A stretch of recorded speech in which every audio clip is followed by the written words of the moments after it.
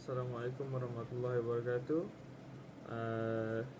Hari saya daripada grup CS 103D. Hari ini ingin membentangkan tentang kelebihan solat dari sudut Islam dan saintifik. Ahli bimbingan saya ialah Syakir Arif bin Syahidan, Muhammad Adli bin Rosman, Muhammad Afiq bin Muhammad Ali, saya Akmal Hakim bin Muhammad Mukris dan Muhammad Muhaimin bin Muhammad Azlimi. Antara sebab kenapa kami sekumpulan bercadang untuk memilih tajuk kelebihan solat dalam Islam dan kelebihan solat dalam Islam dari pandangan Islam dan pandangan saintifik adalah kerana dengan adanya ilmu tentang kelebihan solat sama ada dalam segi Islam ataupun saintifik,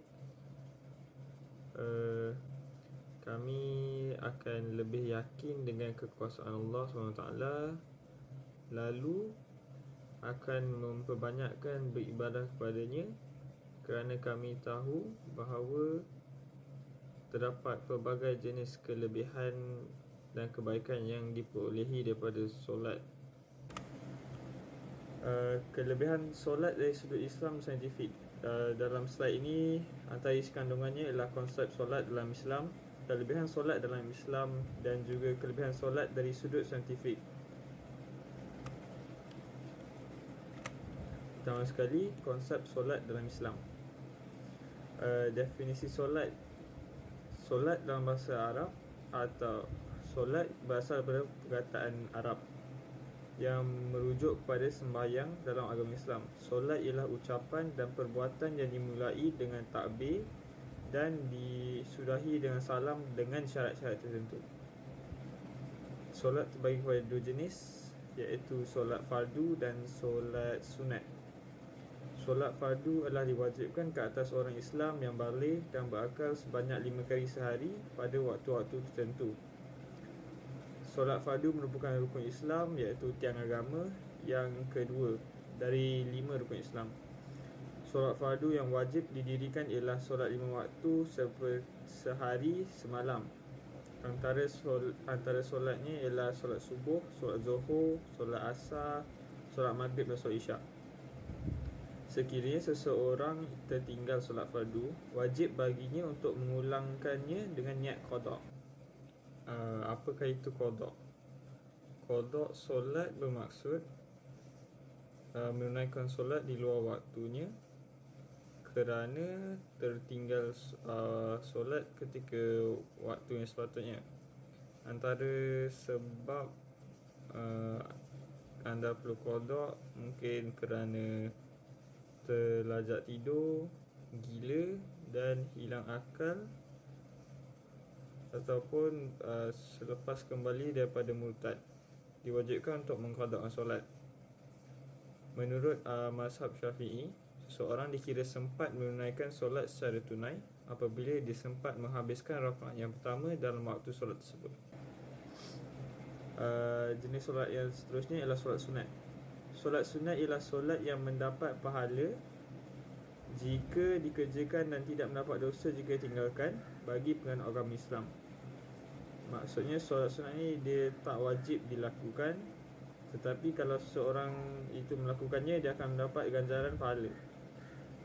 Berlainan dengan solat fardu yang digalakkan untuk didirikan secara berjemaah, solat sunat boleh dilakukan secara berjemaah ataupun secara bersendirian. Syarat solat terbagi kepada dua jenis, iaitu syarat wajib dan syarat sah. Syarat wajib ialah Islam, berakal, suci dan baligh. Syarat sah solat pula ialah yakin masuk waktu solat, seperti kalau waktu zuhur pukul 1 sampai pukul 4.30 macam tu. Selepas itu, syarat sah seterusnya ialah anggota badan suci daripada sebarang hadas. Seterusnya, pakaian dan tempat solat bersih daripada najis, menutup aurat dengan sempurna dan akhir sekali menghadap kiblat. Rukun solat pula ialah niat solat, berdiri bagi yang mampu, takbiratul ihram, membaca surah Al-Fatihah, rukuk, iktidal, sujud, duduk antara dua sujud, duduk tahiyat akhir, membaca tahiyat, selawat ke atas Nabi Muhammad SAW, salam pertama dan tertib. Assalamualaikum, nama saya Syekh Ali bin Syaidan. Hari ini saya akan menerangkan sedikit sebanyak tentang perkara yang membatalkan solat. Okay, first sekali, meninggalkan salah satu rukun solat. Sebagai contoh, kita solat fardu tapi kita tidak membaca surah Al-Fatihah, maka batallah solat kita. Okey, yang kedua, bercakap dengan sengaja. Yang ketiga, berhadas kecil atau besar. Sebagai contoh, kita terkencing semasa solat. Okey, yang keempat, terkena najis pada pakaian atau badan. Yang kelima, tidak menutup aurat dengan sempurna. Bagi lelaki, pusat hingga lutut, manakala bagi perempuan, seluruh anggota badan kecuali tapak tangan dan muka. Okey, yang kelima. Yang keenam, ketawa yang mengeluarkan suara. Yang ketujuh, berubah niat. Yang kelapan, makan atau minum dengan sengaja. Yang kesembilan, bergerak 3 kali berturut-turut. Yang kesepuluh, berpaling dada dari arah kiblat. Maksudnya kita tidak menghadap ke arah kiblat. Okey. Dan yang last sekali ialah murtad. Okey, seterusnya saya akan menerangkan perkara yang makruh semasa solat. Dia bukan tak boleh buat, cuma dia akan mengurangkan pahala yang kita dapat ketika kita solat. Okey, first sekali, berpaling ke kiri atau ke kanan semasa solat, kecuali ketika memberi salam. Yang kedua, menongak ke atas. Yang ketiga, berdiri dengan sebelah kaki saja. Yang keempat, berlebih-lebihan membongkok dan menundukkan kepala ketika rukuk. Yang kelima, bercekak pinggang. Yang keenam, bersembahyang ketika makanan dihidangkan. Yang ketujuh, bersembahyang ketika berasa hendak membuang air. Okey, itu sahaja daripada saya. Sekian, terima kasih. Dalil wajib solat. Wa min haitsu kharajta fawalli wajhaka syatral masjidil harami wa innahu lal haqqu min rabbika wa mallahu bighafilin amma ta'malun.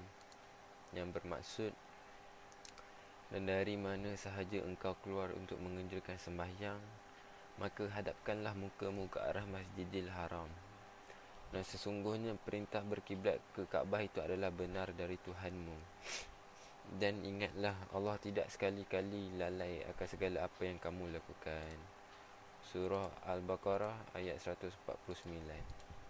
Dan dalil yang seterusnya adalah wa min haitsu kharajta fawalli wajhaka syatral masjidil harami wa haitsu ma kuntum fawallu wujuhakum syatrahu li'alla yakuna linnasi 'alaikum hujjatun illal ladzina zalamu minhum fala takhshawhum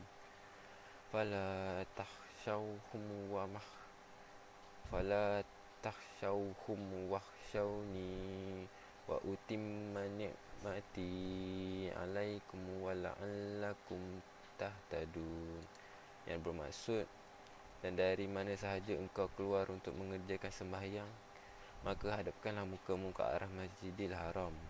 Dan di mana sahaja kamu berada, maka hadapkanlah mukamu ke arahnya, supaya tidak ada lagi sebarang alasan bagi orang-orang yang menyalahi kamu, kecuali orang-orang yang zalim di antara mereka.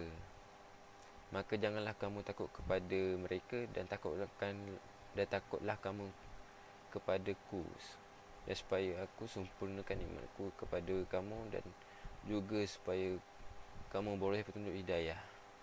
Surah Al-Baqarah ayat 150. Dan yang seterusnya adalah kelebihan dalam solat. Kelebihan dalam solat dalam Islam yang pertama adalah dapat menguatkan iman dan jati diri. Dengan melalui solat, kita dapat menyembah dan mengingati Allah Subhanahu Wa Taala. Hal ini demikian kerana ketika solat yang kita mesti khusyuk dan kita akan tumpukan 100% kepada Allah Subhanahu Wa Taala. Yang seterusnya adalah mencegah perkara-perkara yang keji dan mungkar. Dengan solat, kita dapat mencegah perkara yang mungkar jika pelakunya menghayati solat. Hal ini kerana Allah melindungi hamba-Nya yang soleh. Dan akhir sekali adalah menghapus dosa besar dan dosa kecil. Sebagai manusia biasa, kita tidak akan terlepas dan bebas dari melakukan dosa. Justru dengan melalui solat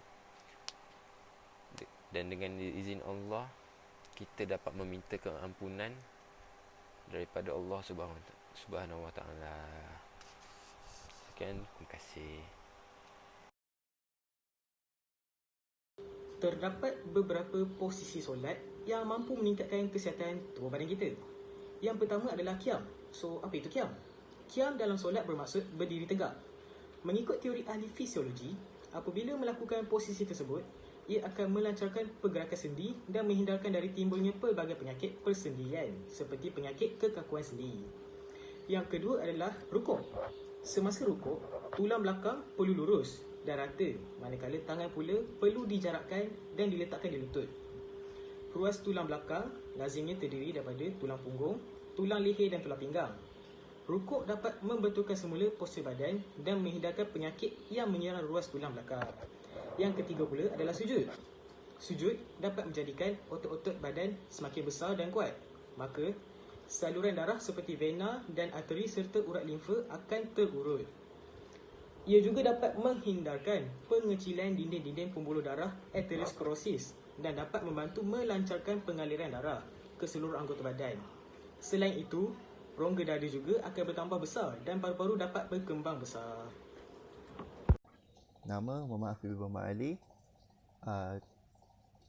ID 2019445962.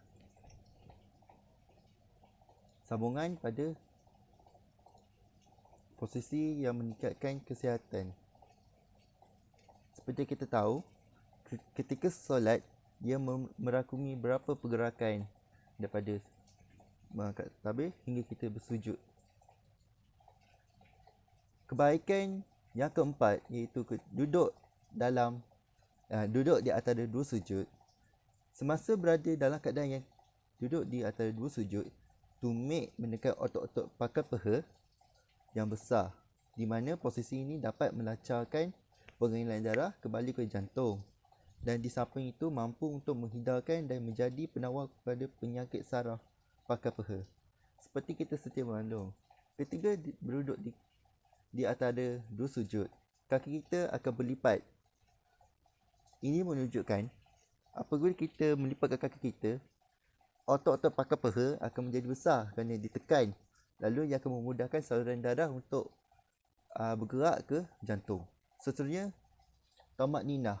Kajian saintifik mendapati keadaan ini dapat meningkatkan kesihatan mental kerana dipercaya memberikan ketenangan kepada seseorang yang bersolat.